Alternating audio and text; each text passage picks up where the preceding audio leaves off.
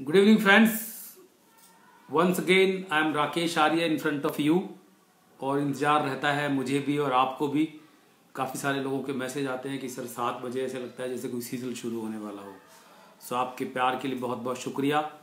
आपके इस अपने प्रोग्राम में, इसका नाम है LOL लर्निंग्स ऑफ लॉकडाउन, में आपका बहुत बहुत स्वागत है। और क्योंकि कल नवरात्रि ख़त्म हो गए, रामनवमी हो गई, तो मैं सोच रहा था कि अब क्या, व्हाट इज़ नेक्स्ट। मैं काफ़ी सारे कॉर्पोरेट्स में बातचीत करता हूँ, काफ़ी सारी कोचिंग्स में बात करता हूँ, काफ़ी सारी सेफ्टी टॉक्स में बात करता हूँ। इसके बाद क्या अब हम ऐसा लगेगा कि जेल से छूट गए, कुछ भी करेंगे? क्या हम इसी तरह से नहीं रह सकते? क्या इसी तरह से नहीं खा पी सकते? क्या इसी तरह से पूजा पाठ नहीं कर सकते कि हम केवल 9 ही दिन क्यों करें? अगर अपनी दिनचर्या जीवन हम ऐसे ही बना लें तो कितना सुंदर होगा। आप सोच के देखिए, जैसे आपने 9 दिनों में कोई प्रतिज्ञा ली थी, तो मैं ये नहीं कहता चलो कि आप ऐसे ही जिए, लेकिन अगली प्रतिज्ञा क्या रहेगी आपकी? तो अपनी अगली प्रतिज्ञा सोचिए। और कितने दिन के, जैसे ये 9 दिन की प्रतिज्ञा थी कि मैं ऐसे खाऊंगा, ऐसे पूजा करूंगा, ऐसे रहूंगा या ऐसे रहूंगी, मैं ये नहीं करूंगा। डूज एंड डॉट्स आपने बनाए 9 दिन के, और उसके बाद आपने एक रामनवमी को पूजा की, बड़ी खाया पिया, उसको सेलिब्रेट किया कि चलो आज हम इन सब चीज़ों को कंक्लूड कर रहे हैं एक बड़ी पूजा के साथ। तो मैं एक चीज़ सोच रहा था अपने आप से, एक आत्मचिंतन में, क्योंकि मेरे लिए आत्मचिंतन वैसे है जैसे मैं डेली एक्सरसाइज करता हूँ, डेली सांस लेता हूँ, जैसे नहाता हूँ, तो आत्मचिंतन भी मैं डेली ऐसे ही करता हूँ। और ये बात फेसबुक लाइव की नहीं है, मैं अपने जीवन में ऐसे ही जीता हूँ। काफ़ी सारे लोग मुझे इसलिए जानते हैं या मानते हैं, प्रभु की कृपा है कि राकेश जी जो कहते हैं स्टेज से वो खुद भी करते हैं। तो आप कोई सोचिए कि कितने दिन की प्रतिज्ञा और कौन सी प्रतिज्ञा लेंगे कि मैं अगले 1 महीने ऐसे करूंगा या ऐसे करूंगी, और उसके बाद उसको हम ऐसे सेलिब्रेट करेंगे। हो सकता है हफ्ते की लें, हो सकता है लॉकडाउन तक लें, हो सकता है उसके बाद की लें। तो अगली प्रतिज्ञा सोचिए आप क्या लेना चाहते हैं और क्या ले सकते हैं।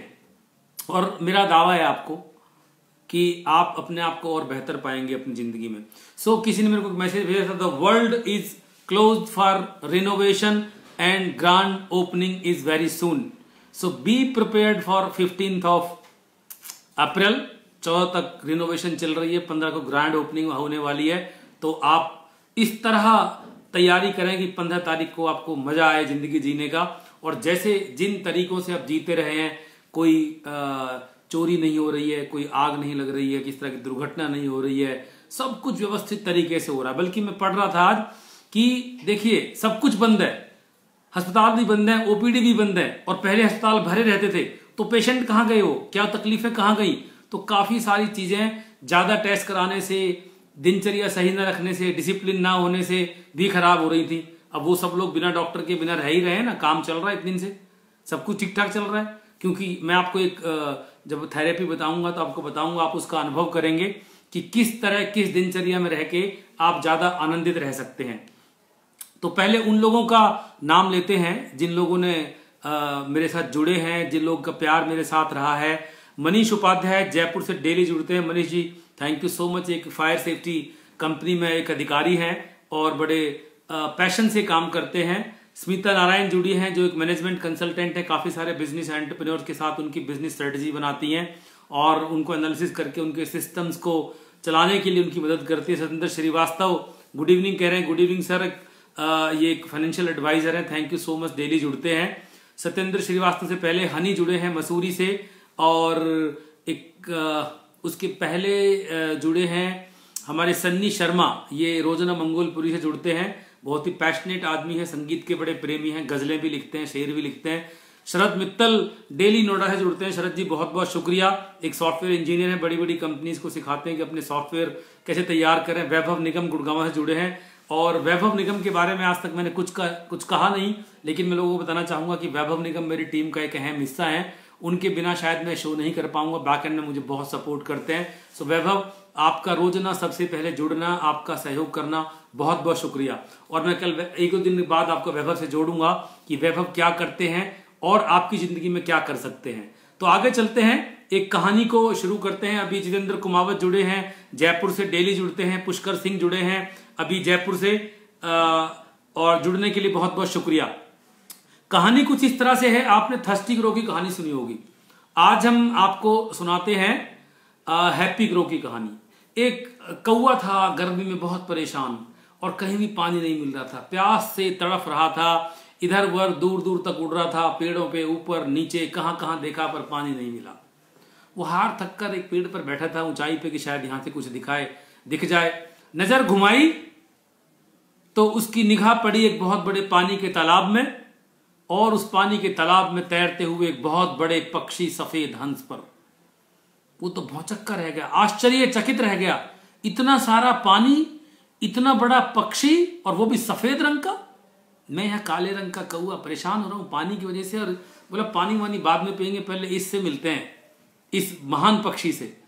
तो वो उड़ के तेजी से वहां गया और उनको प्रणाम किया कि पक्षीराज प्रणाम, और मैं एक चीज के लिए तड़फ रहा था, पानी, और आप इतने सारे पानी में तैर रहे हैं, इतना बड़ा रूप, सफेद रंग, आप तो मतलब बहुत ही भाग्यशाली हैं।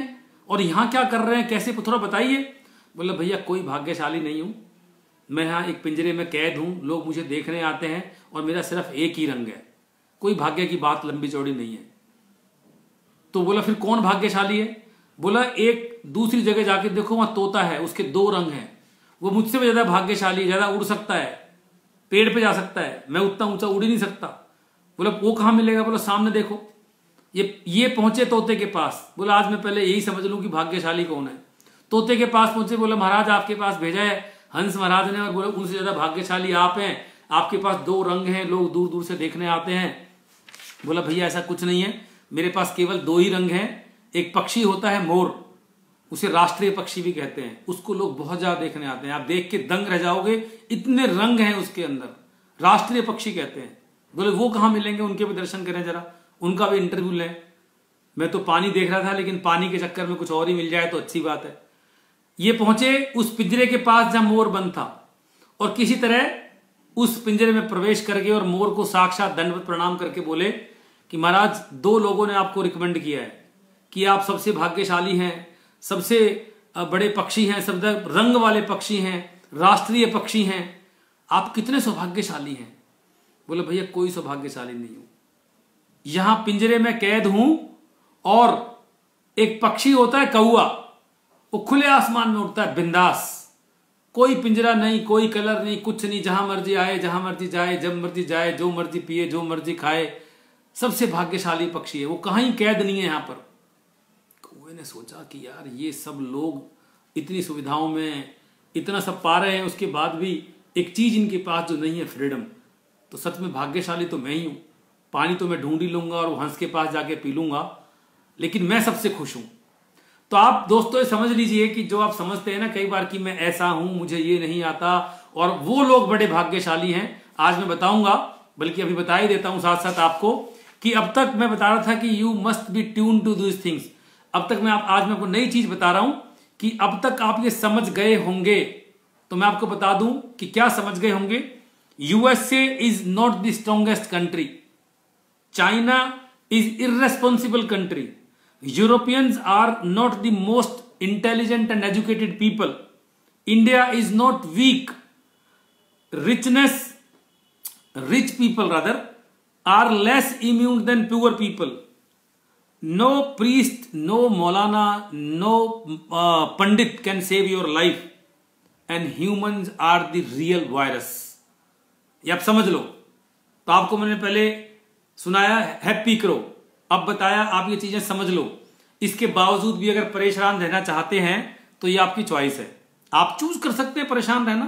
काफी लोगों की आदत है कि गैस नहीं बन रही है तो बोलो यार गैस पास नहीं हो रही, और गैस ज्यादा पास हुई तो बोलो गैस बहुत बन रही है। तो अभी गर्मी बहुत पड़ रही है तो बोलो बहुत गर्मी पड़ रही है, भगवान बारिश करा दे, बारिश हो जाए तो बोला इतनी बारिश करा दी कि कीचड़ हो गई है। अरे भैया बारिश को एंजॉय कर लो, क्या दिक्कत है। एनीवे आपको आगे लेके चलते हैं। अभी हमारे साथ रमेश जसवाल जुड़े हैं, रुचि कंवर जुड़ी हैं, बहुत बड़ी इंटरनेशनल योगा टीचर हैं, और सत्यवीर सैनी रियल एस्टेट का काम करते हैं, बहुत बड़ा नोएडा से जुड़े हैं।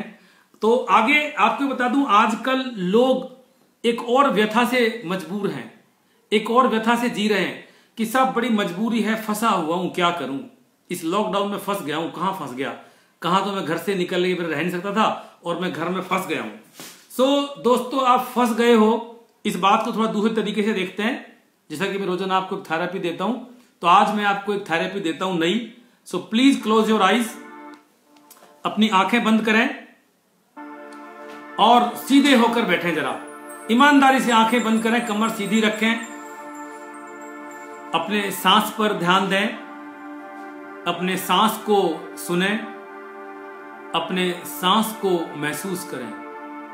B with your breath, let your thoughts come and go naturally. अपने विचारों को स्वतः ही आने और जाने दें। Just focus on your breath, inhale and exhale. Feel this breath and feel blessed that you are breathing a fresh oxygen and you are enjoying this breath. आप अपनी मानसिक आंखों से ऐसा महसूस करें कि अपने परिवार के साथ आप अपने ड्राइंग रूम में बैठे हैं और प्लान कर रहे हैं कहीं बाहर जाने का। अब बाहर जाने की जब बात चली तो कुछ लोगों ने बोला कि हिल स्टेशन पर चलते हैं, कुछ लोगों ने बोला कि कहीं आसपास कहीं रिसोर्ट में चलते हैं, ज्यादा दूर नहीं जाएंगे। तो एक व्यक्ति ने परिवार में सुझाया कि इस बार कहीं गांव में चलते हैं और एक दिन गांव में जाके रहेंगे। शायद आपने गांव का टेस्ट कभी नहीं देखा है, तो गांव में जाकर रहते हैं। और ये प्रस्ताव सबने मान लिया कि एक बार चेंज के लिए गांव में चलते हैं। अपने लिंक्स के थ्रू गांव में बात कर ली गई, रुकने की व्यवस्था कर दी गई। अब आप अपनी मानसिक आंखों से महसूस करो कि आप गांव में जा रहे हैं, अपने डेस्टिनेशन पर गांव में पहुंच गए हैं, गाड़ी से उतर रहे हैं। खूब बड़ा आंगन, खूब बड़ा दालान, खूब बड़े बड़े कमरे, छप्पर, और वहां पे जाकर आपकी रुकने की व्यवस्था कर दी गई, जो भी वो अपने से अच्छा कर सकते थे। हालांकि वहां पर एसी और उस तरह के लैट्रिन बाथरूम अटैच इतनी सुविधाओं के साथ नहीं थे, बट आपको आराम करके अच्छा लग रहा है सुकून से। आपका 1 नाइट 2 डेज का प्रोग्राम है, आप वहां पर रुक गए हैं। आपको शाम को गाय का दूध पिलाया गया जो कि पूरे दिन आग पर रखा हुआ था, और आप उसका आनंद ले रहे हैं। सुबह उठकर आप खेत में घूमने गए, ताजा हवा का आनंद ले रहे हैं। सुबह आपको नाश्ते में खेत से टूटी हुई सब्जियां, उसका नाश्ता तैयार किया जा रहा है। आप जैसे स्विमिंग पूल का एंजॉय करते हैं शहर में, वहां पर ट्यूबवेल में, हौद में नहा रहे हैं सब लोग, और आप एंजॉय कर रहे हैं उसको। और आप इस बात को देखकर बहुत ही आनंदित हो रहे हैं कि कितना सरलता से, कितना अच्छा लग रहा है।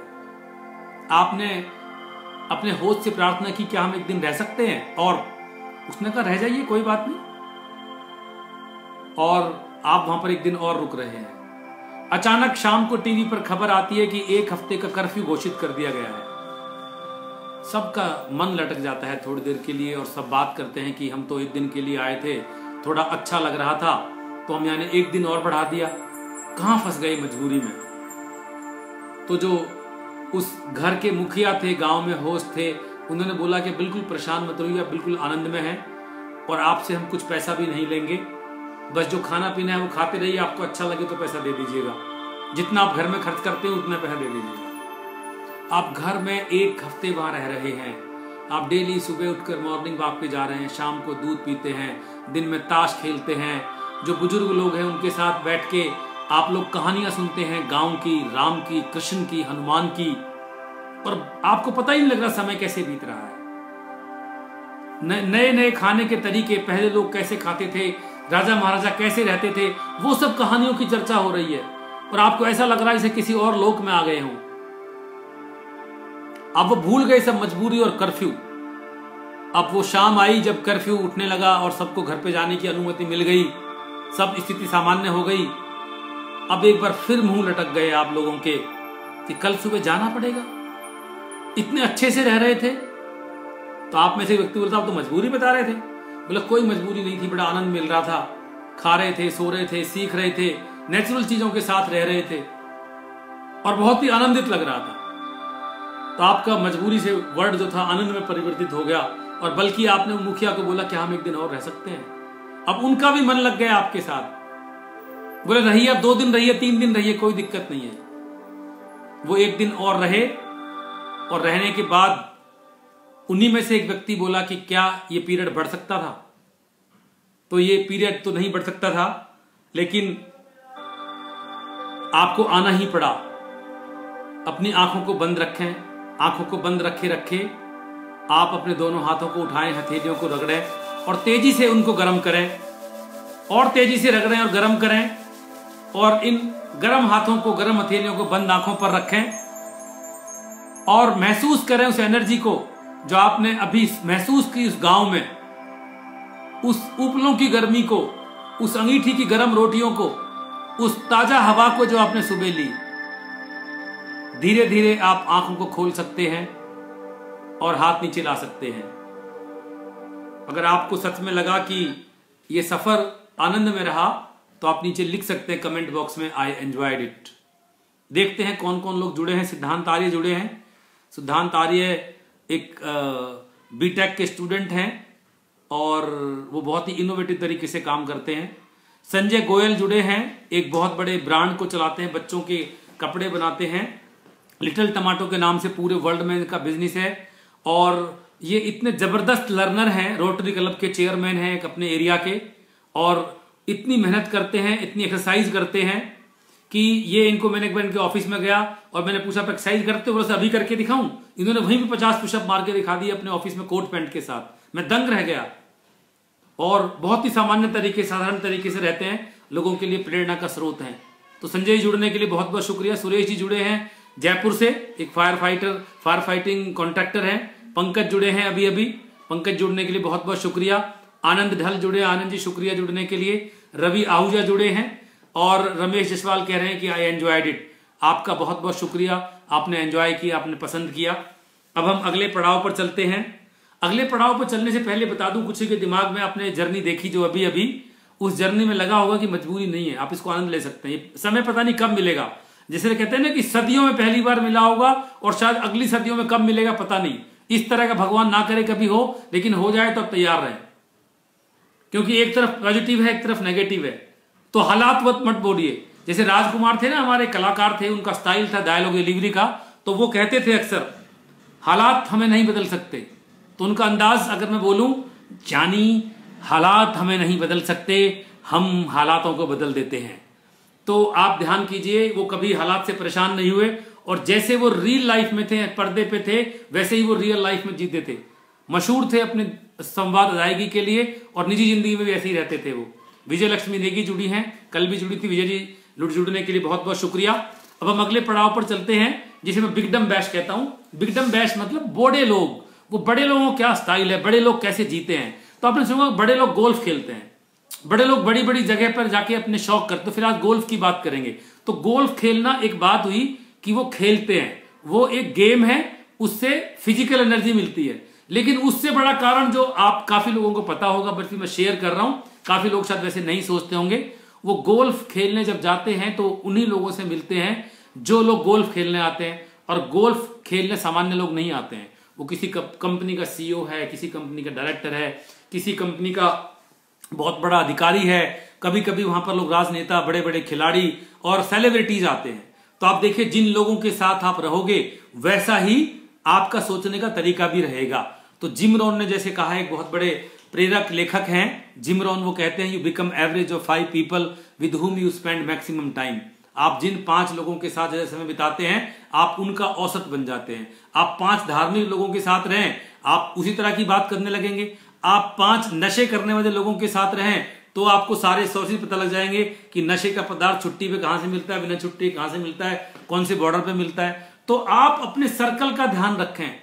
मैं रॉबिन शर्मा, एक बहुत बड़े लेखक हैं, वो कहते हैं, if in Ellie hall you think that you are the wisest person, in any crowd if you think you are the most intelligent person, that you are in the wrong place।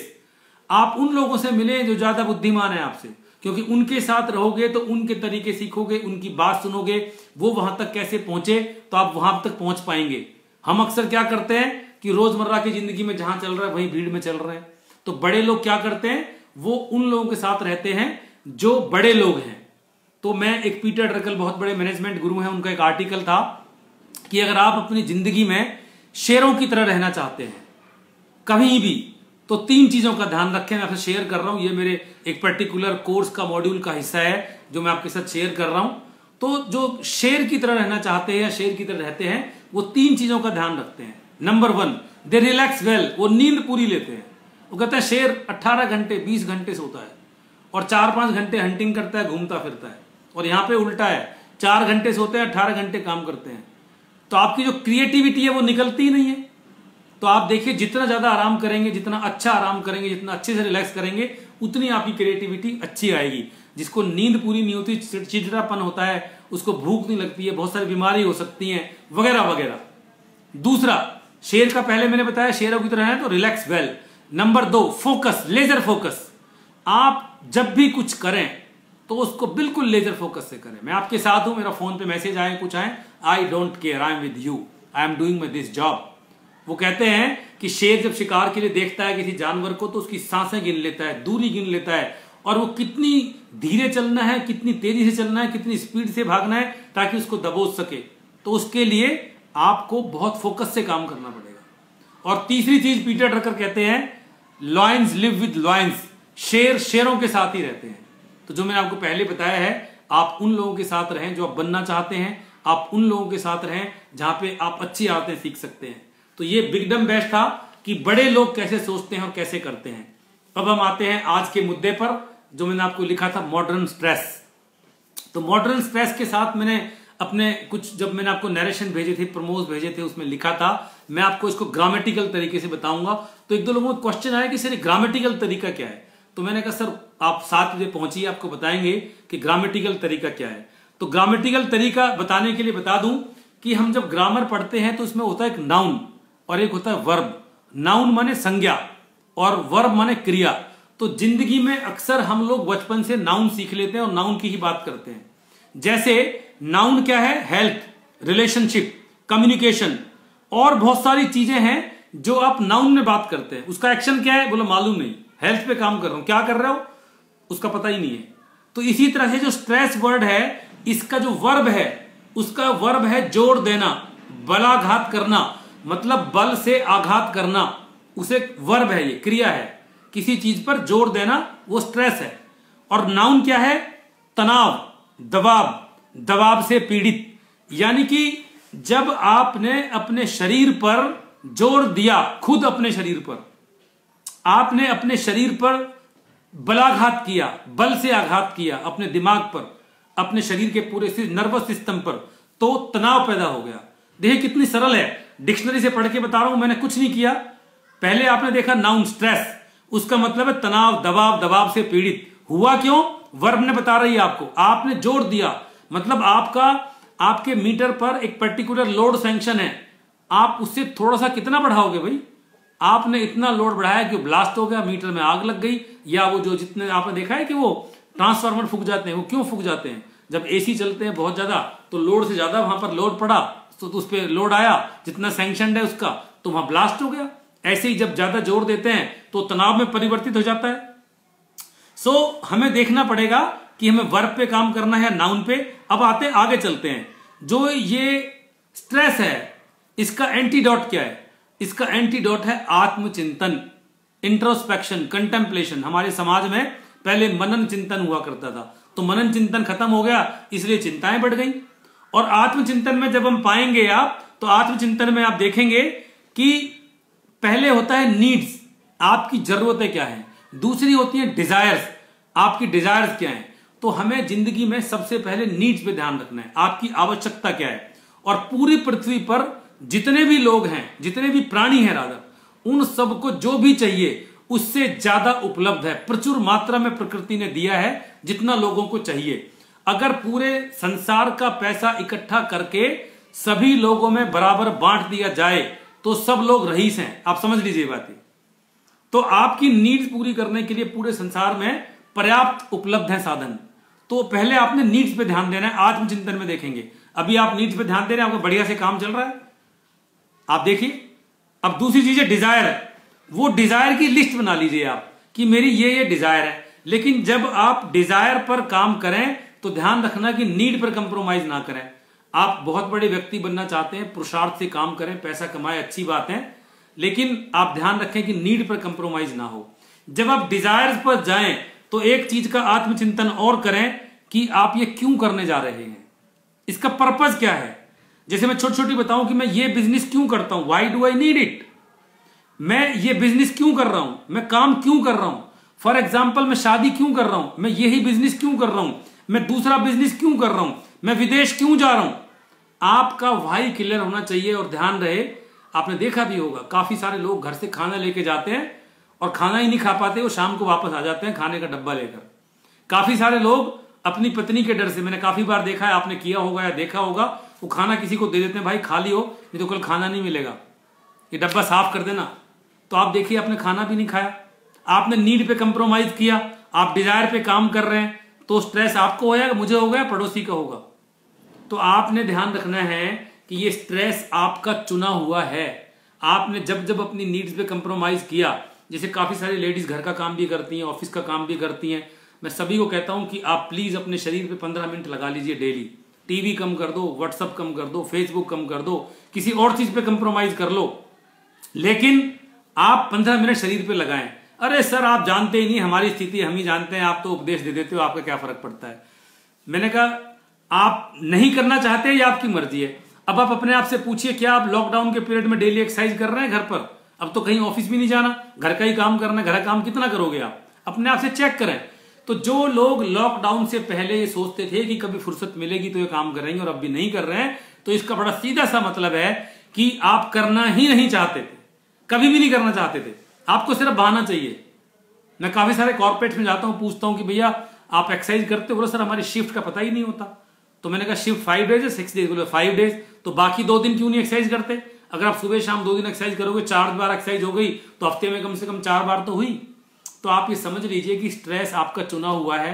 जब जब आत्मचिंतन में needs को अच्छे से पूरा करेंगे, आपको कभी स्ट्रेस नहीं होगा। एक बार वासुदेव जग्गी, जिनकी बहुत सारी वीडियोज आती है इंस्पिरेशन, किसी ने पूछा कि ये स्ट्रेस मैनेजमेंट पे आप गुरुजी कुछ बताइए।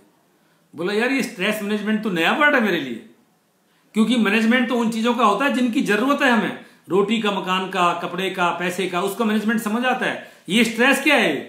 स्ट्रेस को क्यों मैनेज करूंगा मैं? Stress is equal to inability to deliver. मतलब स्ट्रेस का मतलब उनके हिसाब से यह है कि आप जो काम नहीं कर पाते हैं तो आपको तनाव होता है, आप घबराते हैं, एंजाइटी होती है, उसे कहते हैं आपने स्ट्रेस को मैनेज करने की कोशिश की। तो अभी एक आगे बढ़ते हैं, थोड़ा अगले पड़ाव पे, स्ट्रेस से आगे एक 2 वर्ड होते हैं, मैंने कॉर्पोरेट में भी सुना है, बिजनेस, सर बहुत प्रेशर है। सो प्रेशर क्या है कि आपकी क्लैरिटी नहीं है आपको क्या चाहिए। प्रेशर तभी आता है, वो स्ट्रेस का दूसरा हिस्सा है प्रेशर। तो प्रेशर तो एक बार को ठीक है, आप हैंडल कर लेंगे अपनी एबिलिटी से, और कई बार प्रेशर में एंजाइटी भी हो जाती है। अगेन आपने ध्यान रखना है कि क्या चाहिए, नीड्स क्या है, उसमें कितनी एनर्जी है, कितनी स्किल चाहिए, कितने फोकस से कर रहे हैं, और क्या कभी शुक्रिया करते हैं भगवान का? अक्सर लोग ग्रेटिट्यूड में रहता ही नहीं, जो नहीं है उसके लिए परेशान होना, जो है उसका शुक्रिया अदा नहीं करना। तो लोगों से पूछो सर डेली आप प्रेयर करते हो, मेडिटेशन करते हो? सर टाइम कहां मिलता है। तो मैंने कहीं पढ़ा था, किसी ने लिखा था कि ए खुदा सारे काम हो जाते हैं लेकिन तेरी इबादत ही छूट जाती है, क्योंकि वो जरूरी नहीं है, शुक्रिया करना ही भूल जाते हैं। तो आप प्रेशर जो है, वो प्रेशर क्या है? Lack of clarity, lack of ability, और फिर एंजाइटी होती है, और उससे आगे फिर चीज क्या होती है, अगला पड़ाव है टेंशन। टेंशन खतरनाक हो जाती है। टेंशन क्या है? जब क्यूमुलेट हो जाता है प्रेशर तो वो टेंशन हो जाती है। टेंशन से फिर बीमारियां होती हैं बड़ी सारी, वो आप सारी जानते हैं, मेडिकल उसमें नहीं जाऊंगा अभी। तो मैंने आपको बताया आज मॉडर्न स्ट्रेस के बारे में। आप देख लीजिए आत्मचिंतन से कि मेरी जरूरतें क्या हैं। वो कहते हैं ना कि जरूरतें साधुओं की, यानी कि जो फकीर होते हैं उनकी पूरी होती हैं, और ख्वाहिशें बादशाहों की पूरी नहीं होती। तो ख्वाहिश रखने में दिक्कत नहीं है, मैं बहुत एम्बिशियस हूं, बहुत ओवर एम्बिशियस हूं, लोग मुझे ओवर वर्कोलिक कहते हैं, पर मैं किसी भी स्थिति में हूं, घर में सुख है, दुख है, मृत्यु है, जन्म है, अस्पताल जाना है, लेकिन मैं अपनी नीड्स पे कंप्रोमाइज नहीं करता। अपना खाना, सोना, एक्सरसाइज पूरा करना ही पड़ेगा, क्योंकि अगर मैं नहीं करूंगा तो हवाई जहाज में बताते हैं ना कि हवा का दबाव कम होने पर पहले मास्क अपना लगाएं, फिर किसी दूसरे को लगाएं, क्योंकि आप अगर जीवित रहेंगे तो आप दूसरे को मास्क लगा पाएंगे। तो आपको मैंने ये बताया आजकल मॉडर्न स्ट्रेस के बारे में, और थोड़ा सा एक दोहा सुना देता हूं आपको, थोड़ा और तसल्ली होगी आपको। एक दोहा है, गोधन गजधन वाजधन और सकल धन खान, और जब आवे संतोष धन तो सब धन धूल समान। तो आपके पास कितना सब कुछ भी हो और संतोष नहीं है तो वो आपके सारे धन दौलत सब बेकार हैं। तो आप ध्यान रखिए कि आपके पास कौन सा धन ज्यादा है। आपके पास बहुत कुछ है, संतोष नहीं है, तो फिर वो धन बेकार है। आप पुरुषार्थ करें, काम करें, लेकिन नीड्स पे संतोष के साथ काम करें। अब हम बढ़ते हैं अपने अगले पड़ाव पर, जहां पर हम बात करते हैं सेफ्टी की, क्योंकि वो मेरा धर्म है मेरे देश के लिए। I am a soldier of fire safety. Safety के ऊपर ध्यान रखना बहुत जरूरी है। तो सेफ्टी में मैं आपको बताऊंगा, मैंने पहले घरों की बात की, फिर छोटे ऑफिस की बात की, अब हम बड़े ऑफिस, बिल्डिंग्स और फैक्ट्रीज की बात करते हैं आज। तो कहां पर आग से दुर्घटना की संभावनाएं हैं, क्योंकि आपको पता होगा कि जेब कहां से फटी हुई है तो आप वहां सील पाएंगे। तो कहां पर आग लगने की संभावनाएं होती हैं, जैसे जनरेटर एरिया है जहां पर फ्यूल रखा होता है, बिजली भी बनती है। आपके किचन है जहां पर एलपीजी स्टोरेज है, जहां पर बिजली के पैनल्स हैं, जहां पर कोई हजार्डियस यानी कि ज्वलनशील पदार्थ का स्टोरेज किया गया है, जहां पर बड़े बड़े इलेक्ट्रिकल जॉइंट्स हैं, जहां पर ज्यादा इलेक्ट्रिकल इक्विपमेंट्स हैं, जैसे कंप्यूटर्स हैं, सर्वर रूम वगैरह हैं, जहां पर कुछ घर्षण वाला काम होता है, यानी कि कोई मशीन ऐसी है जहां फ्रिक्शन होती है। उसके बाद जहां पर कोई पैकिंग मटेरियल रखा है, रबड़, गत्ता, प्लास्टिक, थोड़ी सी आग चाहिए, उसको थोड़ा सा टेम्परेचर चाहिए और बहुत तेजी से आग बढ़ेगी। तो जितने भी ज्वलनशील पदार्थ ऐसे केमिकल्स हैं, ईंधन है, लिक्विड है, जैसे कहीं पर अल्कोहल रखी है, कहीं पटाखे रखे हैं, तो वो समझो लाक्षागृह है आपका। और जितने भी इग्नोर्ड एरिया हैं वो बहुत बड़ा अपने लिए हजार्ड है, थ्रेट है। जैसे मैं एक बार एक फैक्ट्री का नाम नहीं लूंगा, वहां सर्वे करने गया, पूरी फैक्ट्री का ऑडिट किया। मैंने कहा सर वो क्या है? कह रहा स्क्रैप है सर, वहां पे कुछ नहीं होता। मैं कहा सर वहां कोई बीड़ी सिगरेट तो नहीं पीते? बोला मतलब ही नहीं होता सर। मैं कहा सर एक बार राउंड मार के आते, मेरी थोड़ी आदत है, मैं एक बार विश्वास नहीं करूं जब तक देख नहीं लूं तो मानता नहीं हूं। I work with intelligence and vigilance, so I understand this subject very clearly that we need to check with our own eyes, we can't assume it. So आपको देखना है कि वहां पर जाकर जब मैंने देखा तो वहां पर बीड़ी और सिगरेट के जो बट्स हैं वो पड़े हुए थे। मैंने कहा सर आप तो कह रहे थे यहां पर कोई नहीं पीता, and he was shocked to see this, कि सर हम तो सोच भी नहीं सकते। अब देखिए कोई बंदा स्क्रैप में वहां पे समझो पेट्रोल का कपड़ा पड़ा हुआ है, मतलब साफ करके, कोई कागज पड़ा हुआ है और कोई वहां बीड़ी पी रहा है, किसी ने आवाज मारी, डर की वजह से छोड़ के भाग के आ गया वो, उसमें आग लग जाएगी, फिर ब्लास्ट होगा। तो हमारे पास तो बहुत सारी सब चीजें हैं। तो ये तो हो गया क्या क्या पॉसिबल थ्रेट्स और हजार्ड है। उसके बाद हैंडल कैसे करेंगे इसको, वहां पर अलार्म सिस्टम की जानकारी सबको होनी चाहिए कि अलार्म कैसे, एक एमसीपी होता है, मैनुअल कॉल पॉइंट, तो वहां पर आप उसको अगर तोड़ेंगे हथौड़ी से या हाथ से तो सारे जगह हुटर साउंड करने शुरू हो जाएंगे। आपको फायर ब्रिगेड का नंबर पता होना चाहिए, 101 हमेशा सबको। उसके बाद आपको पता होना चाहिए कि लोग आग से नहीं मरते, धुएं से, भगदड़ से मरते हैं। तो आप स्मोक से कैसे बचेंगे, चाहे आपको झुक के निकलना पड़े, रुमाल नाक पर बांधे, रुमाल को गीला करें, आपको क्रॉल करना पड़े, जैसे भी करें, धुएं से बचना है आपको। आपने जंप नहीं करना है कभी भी। वहां देखना अगर आग छोटी है और कोई एक्सटिंग्विशर आपको मिल जाए और चलाना आता है, ट्रेनिंग ली है, तो आप खुद हैंडल करें उसको। उसके बाद कभी भी लिफ्ट का इस्तेमाल ना करें आप।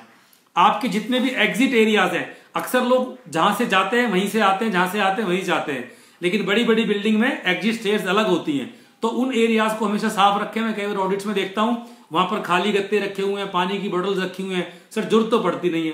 करोल बाग होटल में पीछे आग लगी थी, वहां पता लगा था कि वो लॉक किया हुआ था वो एरिया, तो काफी जगह जरूरत नहीं पड़ती, जो लोग घुसने, चोरी चकारी हो सकती है, वहां पे आप सिक्योरिटी का इंतजाम करें, आप पैनिक बार लगाएं, फायर डोर्स लगाएं, आप उस बात का ध्यान रखें, लेकिन आपके एग्जिट स्टेयर्स क्लियर होने चाहिए। उसके बाद आपके जितने भी ऐसी जगह हैं जहां से आपको लगता है कि आग लगने की संभावना है, वहां पर आप फायर ब्लैंकेट रख सकते हैं, किट रख सकते हैं कि अगर किसी व्यक्ति को हो जाए तो हम उसमें उसको लपेट सकते हैं। एक सीढ़ियों से उतरने के लिए एक इवैक्यूएशन चेयर आती है, in case of fire lift बंद हो जाती है, तो लिफ्ट से उतरते हुए अगर कोई प्रेग्नेंट लेडी है, कोई इंजर्ड व्यक्ति है, कोई अगर डिसेबल्ड व्यक्ति है, तो उस चेयर से फटाफट 40 किलो का व्यक्ति 180 किलो व्यक्ति को फटाफट स्टेयर से उतार सकता है। बड़े बड़े होटल्स, हॉस्पिटल और मल्टी स्टोरी बिल्डिंग में वो पाई जाती है। वो बुर्ज खलीफा में भी है, मैनहट्टन टावर में भी है, हमारे कुछ होटल, जो बड़े बड़े होटल हॉस्पिटल्स हैं वो वहां भी है। तो आप वो इवैक्यूएशन चेयर बड़ी बिल्डिंग में, जहां पर कोई एनआरआईज रहते हैं, उनके पेरेंट्स अलग रहते हैं, बाहर रहते हैं लोग, तो पेरेंट्स को खरीद के दे सकते हैं, वगैरह वगैरह। अपने साथी का ध्यान रखें, कोई साथी पीछे ना छूट जाए। उस समय आप अपनी कोई वीडियो और सेल्फी पे काम ना करें और कोई बातचीत ना करें, फटाफट स्टेयर से उतर रहे हैं तो लेफ्ट साइड से उतरें स्टो के अंदर लाइन से, ताकि राइट साइड से फायर फाइटर्स आ सके। तो मैंने फायर सेफ्टी के बारे में आपको बताया।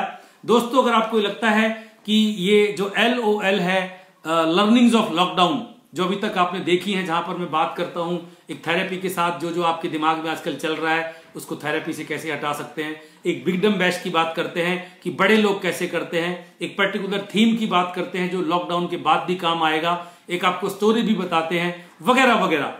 तो अभी तक ये करीब 25,000 लोगों तक ये संदेश पहुंच चुका है, लोग जुड़ रहे हैं। आप इस वीडियो को रिकॉर्डेड बाद में भी देख सकते हैं। मेरी आपसे अनुरोध है कि आप अपने परिवार के साथ, अपने दोस्तों के साथ उनको लिंक भेजकर उनको जोड़ें, क्योंकि ये एजुकेशन आपको कहीं किताबों में, गूगल में नहीं मिलेगी। तो आप, अगर आप चाहते हैं कि जिंदगी में पढ़ाई से ऊपर के स्तर पे जाएं, जहां आप जिंदगी को जी पाएंगे, तो आप इस वीडियो को जरूर देखें। शाम को 7 बजे मिलें, कल शाम को 7 बजे मिलते हैं। तब तक के लिए धन्यवाद।